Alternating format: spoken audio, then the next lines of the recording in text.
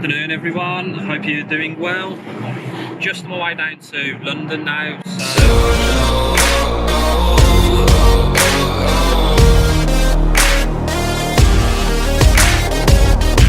Welcome to Drive with Sam. Today, our special guest with just 48 hours notice is the one and only Seb Delanney. Yes, I don't have much going on in my life at the moment, so 48 hours notice is more than enough for me to be able to come here and do something. But no, thank you for coming. You've come all the way down to me to show me your beauty, which these guys probably know really well already. To see the car, for me, like having seen it on Instagram, it looks cool on Insta, but then seeing it for real, and DBS I'm a massive fan of. And I was saying this to you before, like if I were to buy one now, I would copy you, like completely. Yeah, literally, I would just do exactly what you've done because it looks awesome. Well, if I get rid of the car, I know who's going to be the number one buyer. Exactly. You're like, who can I get a good price out of? I'd be like, yeah, just name it. I'm there. But no, awesome. And I'm excited to see what it's like on the road as well. Yeah. So you'll see. So the car is phenomenal in every single mode it has. So obviously there's 3 modes on the car. There's GT mode, which is your comfort mode, which will be similar to the R8. You have different modes in the car. And then your Sport, and then Sport Plus, and then it's a sample suspension as well. So it varies. Okay. So you can really change the character of the car. You can. It is a wolf-in-sheep scheme. Yeah. It is a car which can be literally at the click of a switch. It just turns the car into something mental. A monster. Well, that's what I want to see. I want to see the monster come out. Yes. Yeah, awesome. Should we do it? Yeah, let's jump in. Let's go. We got it. Hello. All right. Hello. Can we see you enough though? All right.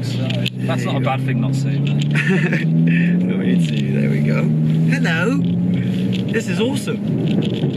You know, I like the tinted windows as well. A little bit more privacy. Well, you say privacy, but you just have the exhaust just being exactly completely leery, and then the privacy just completely goes out the window. When I had the car, I was like, I'm going to keep it stock. I'm going to have it as a nice cruiser, no exhaust modifications, no leery wraps or anything like that. And do you know what? It's completely went out the window. So like all my privacy now has been completely. It's gone. I've been completely deprived. But you know what it is? It's like you get the car and you're like, oh, I don't need to do anything to this. And then a few months later, you start being like, oh, you know what? Actually, I feel like I kind of want to start messing around with it, and you start with an exhaust, then you do a ram, and before you know it, you've got an engine swap, Liberty Walk, something or other. But I don't think I'll need to do an engine swap anytime soon. No, but you're good. The next thing's happening with the car is it's getting lowered, so it will drop 20-30 mil and spacers as well. So I'm going to go for 10 mil on the back to start with, and see how that looks. And if I want it a little bit wider, then I'm going to go 20 mil on the back and 10 mil. That's going to make it look even better. Yeah, and do you think it'll be okay lowered in terms of being able to use it?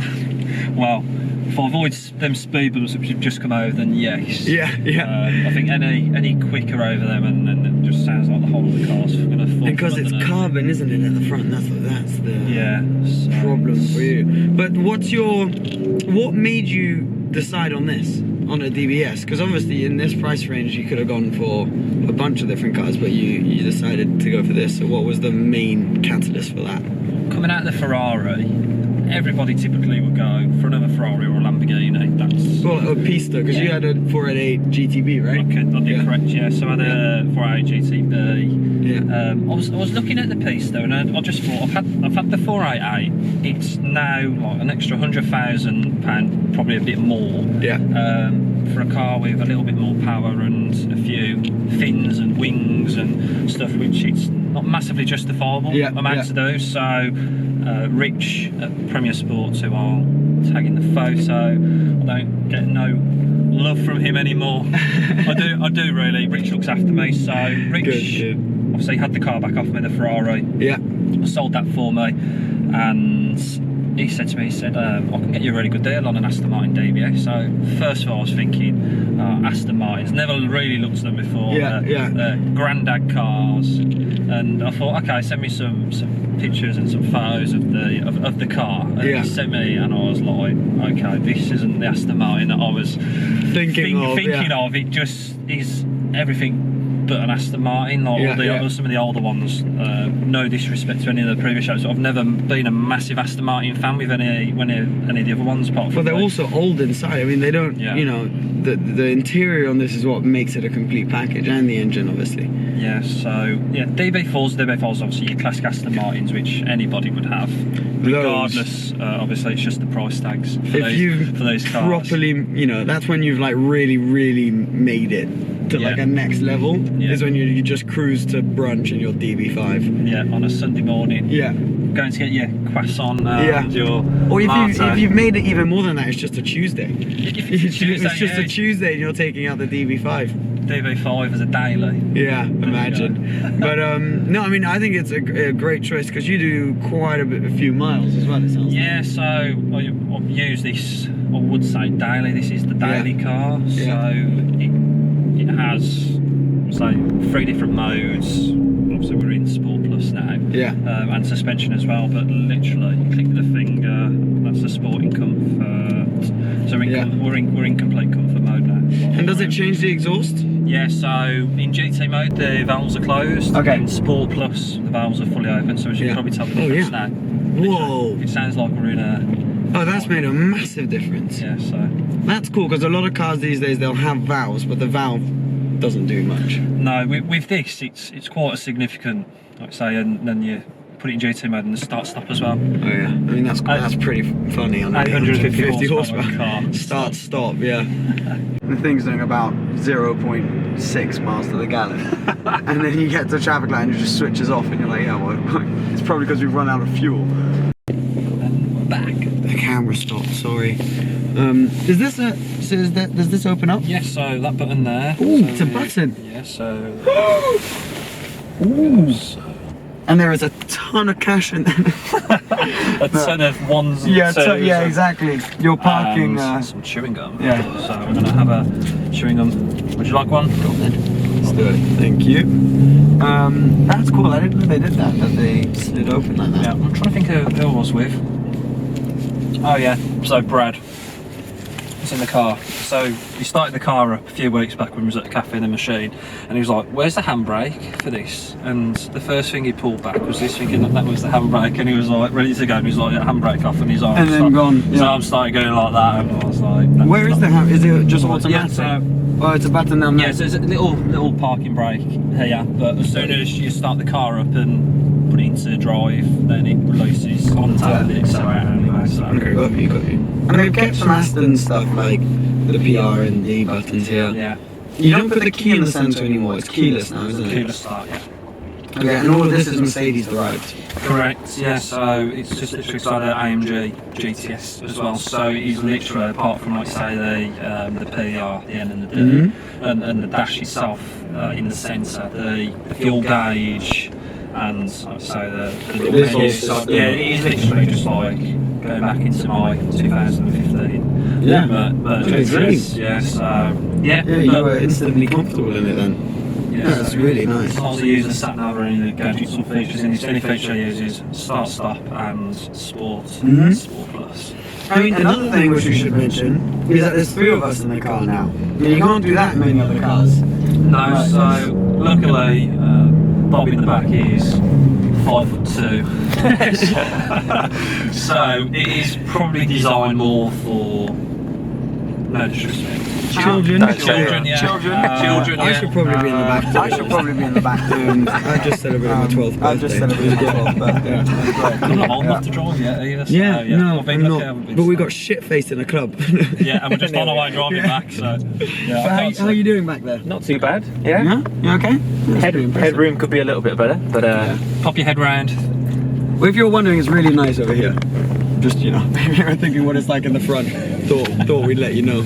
And what about the sound system? What are we talking? Yeah, so the sound system in this is, I'm not sure if it's Bose. It's probably something fancy. Yeah. But it's a good one, you're happy with it? Yeah, music system is pretty good, I think. Bluetooth. You're going to put your... There's going to be some opera that's going to pop up. I'm not actually sure if the Bluetooth on my phone's turned on, but oh, here we go. I can't grab my phone because I'm driving. So hopefully And you've still got a CD. How many cars have CD things still? I've not got a clue, and do you know what? I've not, as you can probably guess, put CD in there. Yeah, well, I don't think any. I mean, I can't think. Actually, no, the R8 has a CD thing. Yeah, but my R8's from like 1670.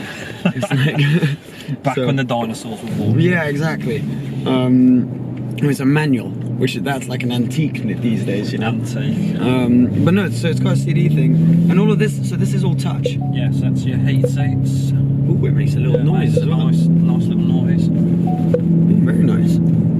I feel like a kid, like going around, just like, ooh, what do all the buttons do? Do you have a glove box? No, so there's no glove box in the car. I was actually like a absolute idiot for weeks. I was like looking for buttons in and around. Yeah. Where the glove box would usually be, and I was like, I can't find one. So it's weird.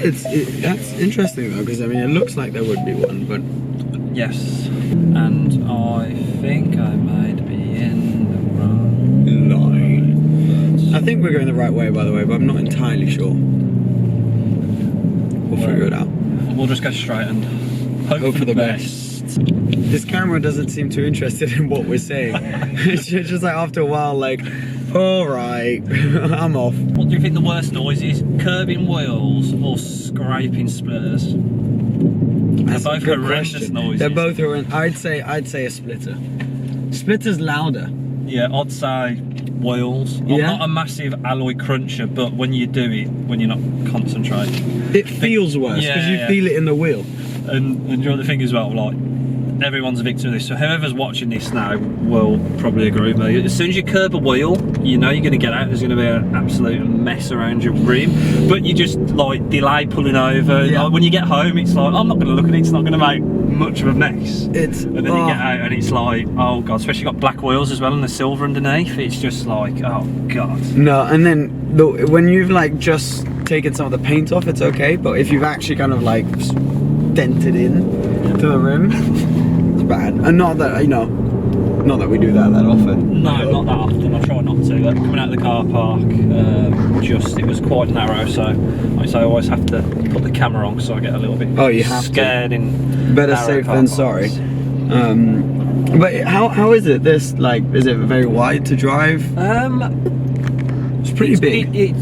With it being a GT, it's different to being in a Lamborghini or Ferrari, because you're probably the same with your R8 as well. You're sat on the floor, but with this you're kind of like, you're a bit more raised and you can see kind of like the bonnet and all the way across it. So it's a wide car, but it doesn't feel that wide to drive. It just feels like driving a Honda Civic, just with a lot of power. Just with a lot of power and a little bit more noise. Yeah.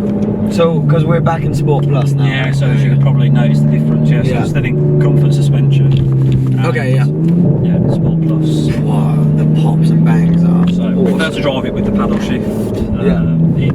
In Sport Plus, because if you can have it in automatic, but literally don't change gear to like 5,000 revs. So if you came down here with it in, like I say, in Sport Plus, in auto, everybody will like be ducking for their lives. Yeah. You know, it just sounds like a machine gun when you lift off.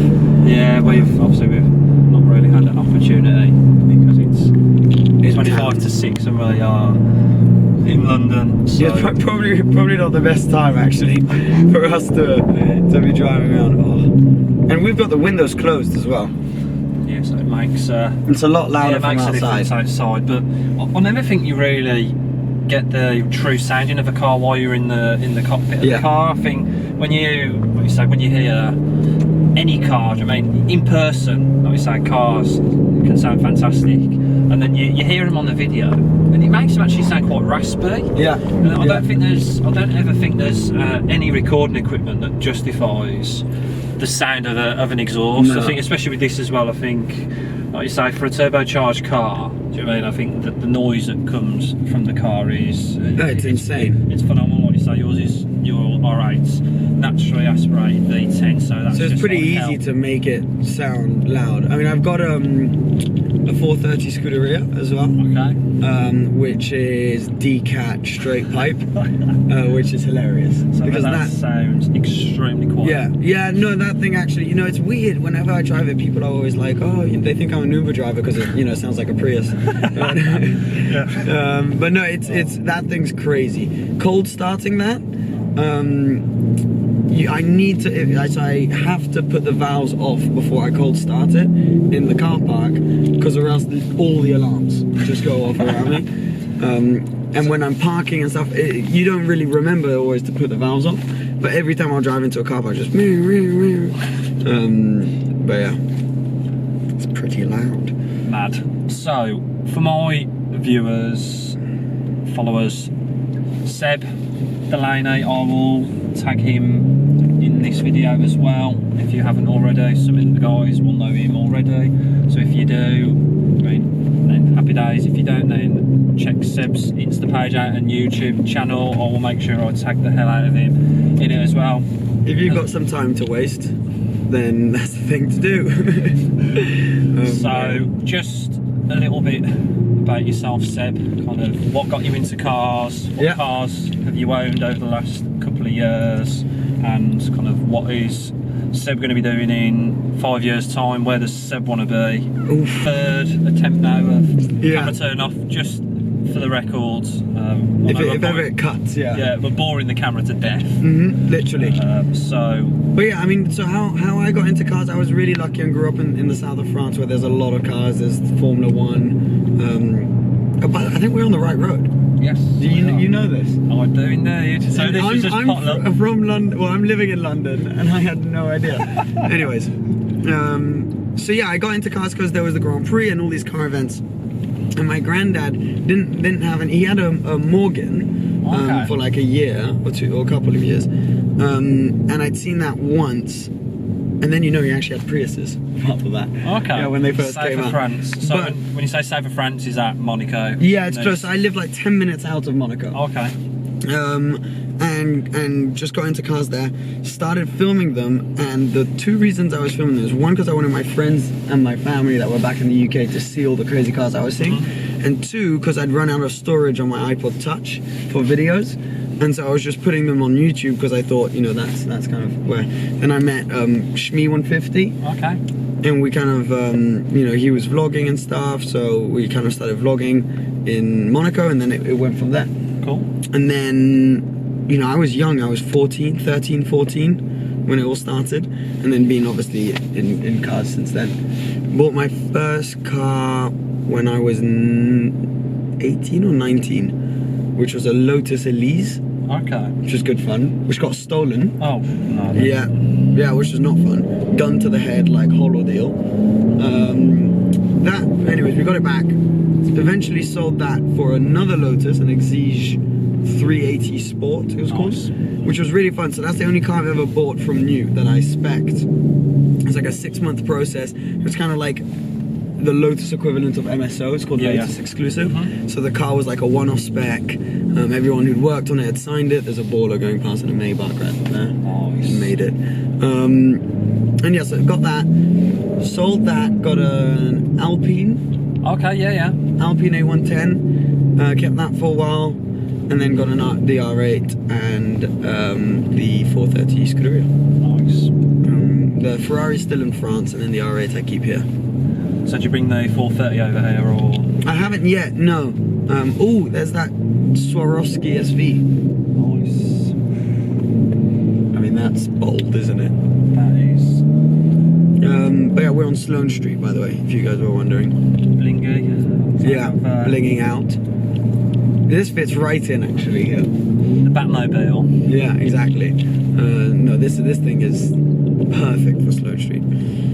But yeah, I mean, that's how I got into videos, and then what I'm going to be doing in 5 years, I don't really know. I mean, I've got a bunch of different projects aside from YouTube. So I started a marketing agency, and we take care of athlete social media and various brands' social media. And that's grown really nicely in the last year. And then I have a raffle company. Okay. So an online gaming raffle where basically you just play this game a bit like where you can win cars or you can win watches or houses or whatever it may be. So yeah, so running those projects and doing YouTube at the same time. So French channel, English channel.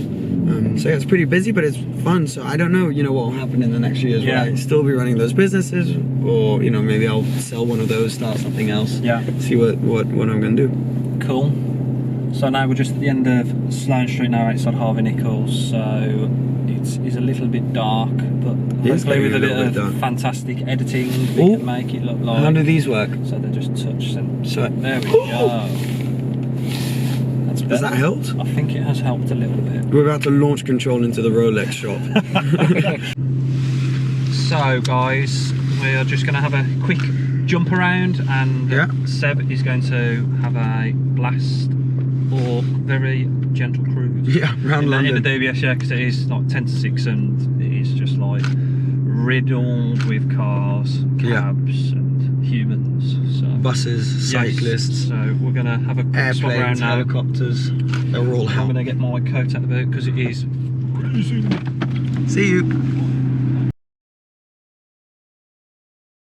Guys, thank you for watching. I don't know if you can see us still, but thank you for inviting me. No worries, man. And we'll catch up soon. We'll catch up soon. Make sure to follow you. I'm going to put all your socials down below so these guys can follow you. Epic stuff here, there with this car, and plenty more I'm sure to come. So thank you so much, and guys, I'll see you soon. Cheers.